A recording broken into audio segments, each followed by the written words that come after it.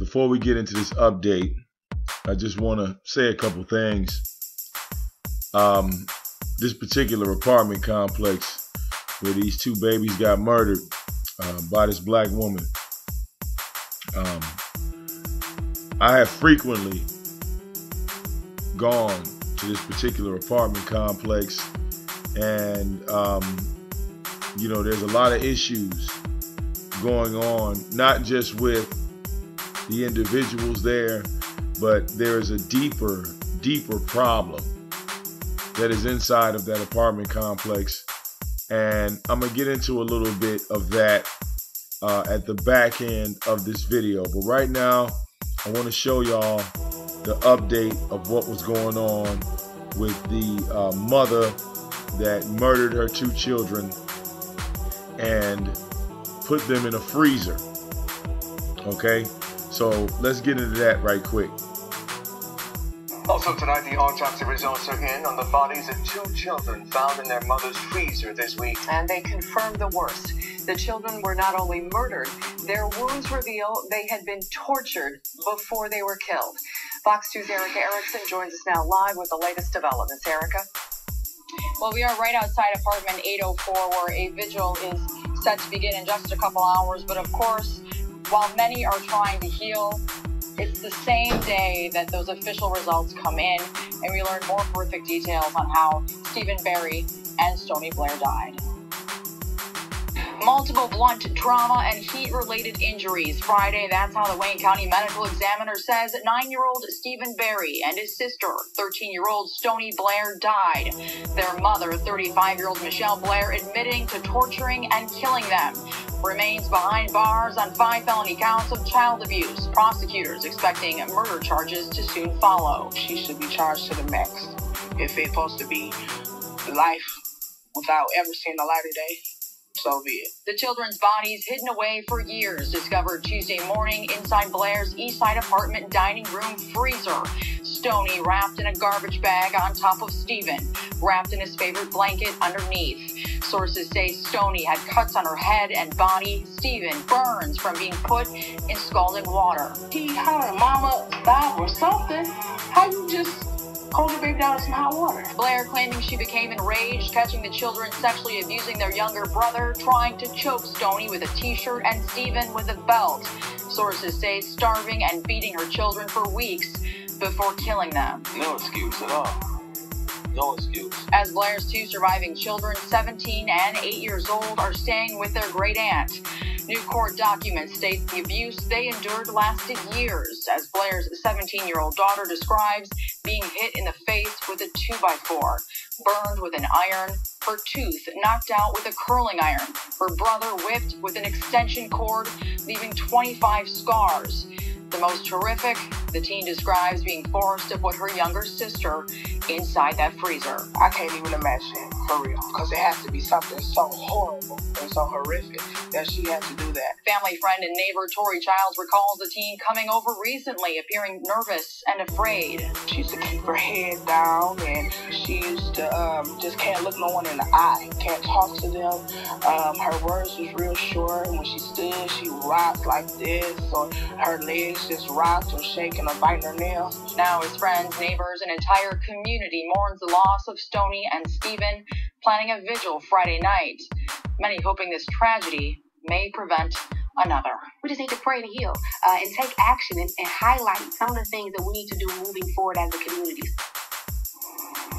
Absolutely horrific details. The Wayne County Prosecutor's Office says 2 counts of first-degree premeditated murder are likely after they take a closer look at that medical examiner's report. Those charges could come as early as Monday. So now reporting live on Detroit's East Side, I'm Erica Erickson, Fox 2 News.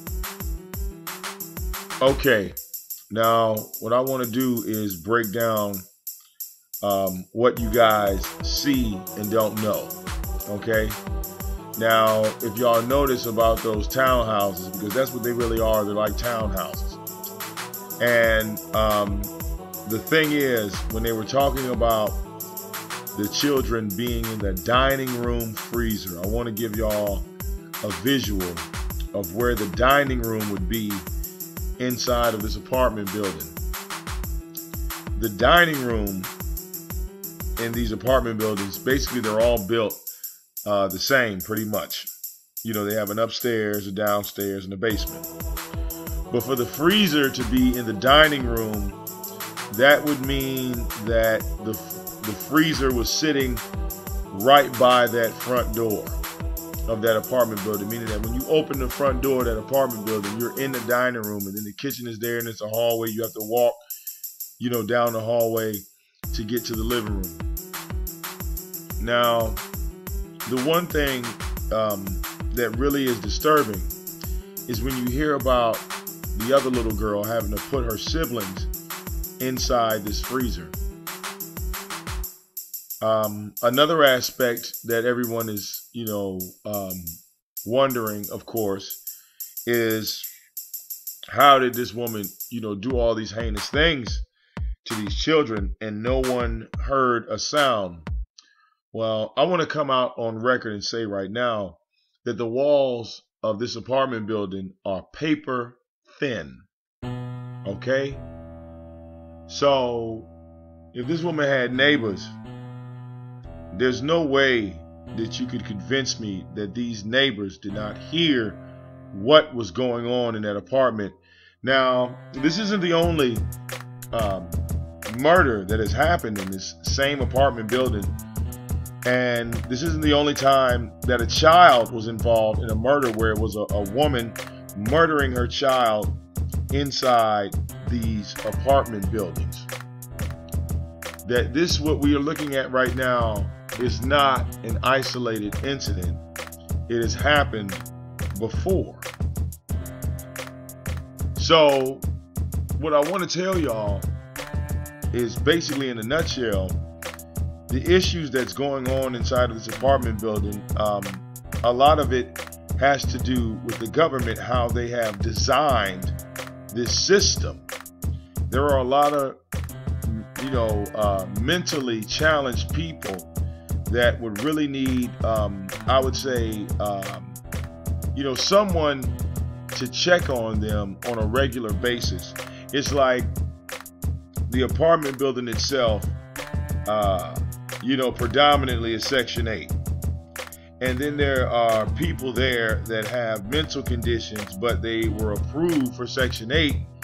So they were given an apartment and their family kind of just dumps them there and never comes and checks on them.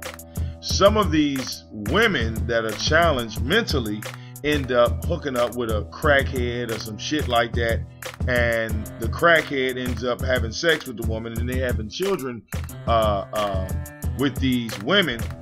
And for a woman to be mentally challenged or any aspect like that, she has no rights to being around a child when she was mentally challenged herself. I know there are some mentally challenged people that have children, but at the same time, the level that I'm speaking on is from a violent level. Okay, these people basically, you know, they have mental issues and they can become very violent very quickly. Okay, and it doesn't really have anything to do with drugs or these people being drug addicts. These people had a mental problem, and then they put them in the worst area they possibly could. So for them to have a mental condition, and if they do turn around and get hooked on some type of narcotic, it ends up just being worse. The ones that suffer the most in all of this is the children. This apartment complex that I speak on, and I'm not really going to reveal the name. I mean, people might know. And I'm not going to put the name out in this particular video, but I'm just saying from firsthand what the news is saying about that apartment complex. They are lying to y'all. I know a whole lot more about that apartment building than they want to let on. And I'm not going to put it on no YouTube video. I'm going to save it for No DQ Night. So what I want y'all to do is tune in to No DQ Night on Sunday, because we're going to talk about this apartment complex. We're going to really get thick on what's going on up in that bitch. It's your boy VicDamoane. Deuces.